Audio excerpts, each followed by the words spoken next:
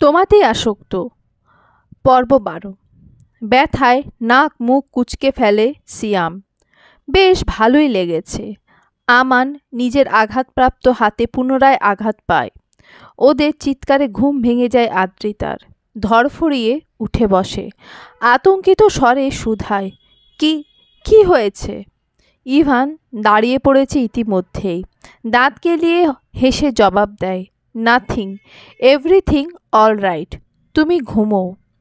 আদ্রিতা গোল গোল নয়ন ঘুরিয়ে সকলের মুখপানে তাকায়। কিছুই যে ঠিক নেই বুঝতে পারে, তবে পাল্টা প্রশ্ন করে না। জিভ দ্বারা ঠোঁট ভিজিয়ে ঘুমন্ত অ্যানিকে কোলে তুলে নেয়। আহাদ আবরারের গম্ভীর মুখপানে তাকিয়ে বলে, আমাদের কোনো দোষ নেই, সব দোষ সিয়ামের। আহত সিয়াম কাঁদো কাঁদো স্বরে আওড়ায়, দোষ করল সবাই, ঘাড়ে পড়ল সিয়ামের। আবরার তাসরিন এখন বানিয়ে ফেলবে কি মারে। বাঁচতে চাইলে পালা সিয়াম, লাগা এক দৌড়, তুই ছাড়া তোর কেউ নেই, পেলি তার প্রমাণ। বলেই দাঁড়িয়ে পড়ে এবং খুঁড়িয়ে খুঁড়িয়ে দৌড়ে চলে যায়। তার পেছন পেছন বাকিরাও ল্যাজ গুটিয়ে পালায়। আবরার দীর্ঘশ্বাস ফেলে কক্ষ হতে বেরিয়ে যায়। ভয়ার্ত আদ্রিতা মাথা নুইয়ে বসে থাকে। অন্ধকারে গ্রাস করে রেখেছে গোটা কক্ষ। এখান থেকে বের হয়ে যাবেটা কোথায়? নিজের জন্য বরাদ্দকৃত কক্ষ আমান ভাইরা দখল করে নিয়েছে ইতিমধ্যেই। ঢের বুঝতে পারে আদ্রিতা। বাকি রাতটুকু এই কক্ষেই থাকতে হবে। গোটা দিনে অ্যানি কিছু খায়নি। খাবার ছিল না এমনটা নয়, তবে আদ্রিতাকে ছাড়া খাওয়ার অভ্যাস তার নেই। খাবার দিয়ে আদ্রিতা পাশে বসে থাকলে তবে খায়। আজকে ছিল না বিধায় খাওয়া হয়নি। ক্ষুধায় ঘুম ছুটে যায় তার। মিউ মিউ আওয়াজ তুলে আদ্রিতার মুখপানে তাকায়, যেন বোঝাতে চাইল, খেতে চাই আমি। আদ্রিতা চুপচাপ কয়েকটা চুমু খেয়ে নেয় অ্যানির মাথায়। আদুরে স্বরে বলে, আমার সোনা, এক্ষুনি খাবার আনছি। বলেই বিছানা ছাড়ে। কমফোর্টের মধ্যে থেকে বের হওয়ার পরে অনুভব করে বেশ ঠান্ডা। কিছু একটা গায়ে জড়ানো উচিত, না হলে শীতে কাঁপতে কাঁপতে অক্কা পাওয়ার সম্ভাবনা রয়েছে। আশেপাশে তাকিয়ে কিছু একটা খোঁজে এবং পেয়ে যায় আবরারের হুডি। চঞ্চল হাতে চটজলদি সেটা গায়ে জড়িয়ে নেয়। সাদা রঙের হুডিখানা থেকে অদ্ভুত সুন্দর একটা ঘ্রাণ বেরোচ্ছে। কোনো দামি ব্র্যান্ডের পারফিউম হবে হয়তো। আদ্রিতা হুডির মধ্যে মুখ ডুবিয়ে নাক টেনে ঘ্রাণ শুঁকে নেয়। মনে মনে বলে, জল্লাদ হাতির বাচ্চা, হুডি থেকে এত সুন্দর ঘ্রাণ আসছে, না জানি তার গায়ের ঘ্রাণ কত সুন্দর হবে। আর একবার কাছে আসলে ভয়টয় না পেয়ে ঘ্রাণ শুঁকে নেব। পরপরই নিজের মাথায় চাটি মারে। বিড় করে বলে, নির্লজ্জ বেহায়া আদ্রিতা, ওই লোকটা বেয়াদব, তোকে বিয়ের নাম করে অপমান করেছে, আজকে হাত পুড়িয়ে দিয়েছে। তার কথা ভাবলে তোর মন কেটে হালুয়া বানিয়ে ফেলবো, বলে দিলাম। ক্যাট ফুডের প্যাকেট কেটে বাটিতে ঢালছে আবরার। তখনই তার ফোনখানা কেঁপে ওঠে।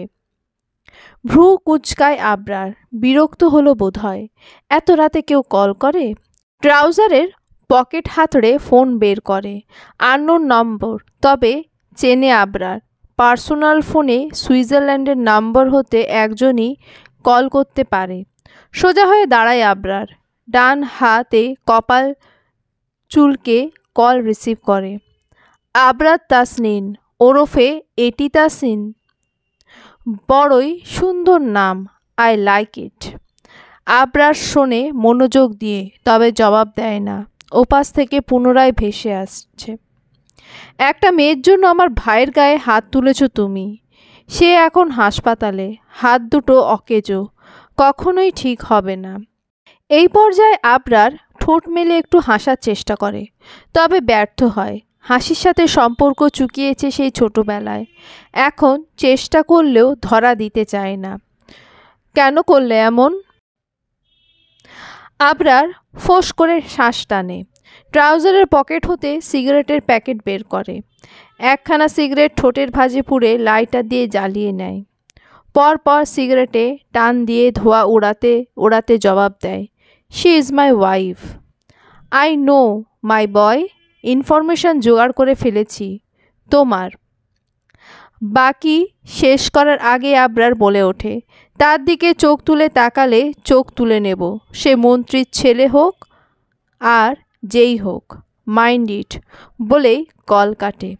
ইতিমধ্যে কপালে রগ ফুলে উঠেছে, হাত দুটো মুষ্টিবদ্ধ করে ফেলেছে, ইচ্ছে করছে গোটা দুনিয়া জ্বালিয়ে দিতে। দুই হাতে মাথার চুল খামচে ধরে আবরার, তাতে গোছালো চুলগুলো এলোমেলো হয়ে যায়। সিগারেটে প্রায় শেষ পর্যায়ে চলে এসেছে, একটু হলে ঠোঁটে ছ্যাঁকা লেগে যাবে, কিন্তু সেদিকে খেয়াল নেই আবরারের। সে আনমনে ভেবে চলেছে অনেক কিছু, এবং হলোও তাই। সিগারেট ঠোঁটের সঙ্গে লেগে ছ্যাঁকা খায়। বিরক্তিতে চোখ মুখ কুঁচকে ফেলে আবরার। মৃদু স্বরে ফা শব্দখানা উচ্চারণ করে পরপরই শক্তপোক্ত হাতখানা দ্বারা ঠোঁট ঘষে নেয়। সেই মুহূর্তে আদ্রিতা কিচেনে পা রাখে। অগোছালো আবরারকে দেখে এক রাস চিন্তারা এসে ভিড় জমায় মনের কোণে।